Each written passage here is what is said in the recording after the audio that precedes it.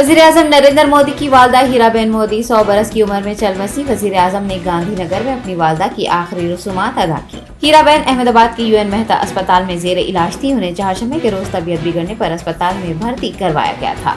नरेंद्र मोदी ने अपने मां के जसद खाकी पर गुलहाय अकीदत पेश किए हैं। सदर जमहूरिया, नायब सदर जमहूरिया समेत बीजेपी के तमाम कायदीन, कांग्रेस पार्टी सदर मल्लिकार्जुन खड़गे, कांग्रेस जनरल सेक्रेटरी प्रियंका गांधी, वजीर आला तेलंगाना के चंद्रशेखर राव व दीगर ने हीराबेन मोदी के इंतकाल पर गहरे दुख का इजहार किया है और अफराद खानदान को ताज़ियत पेश की है।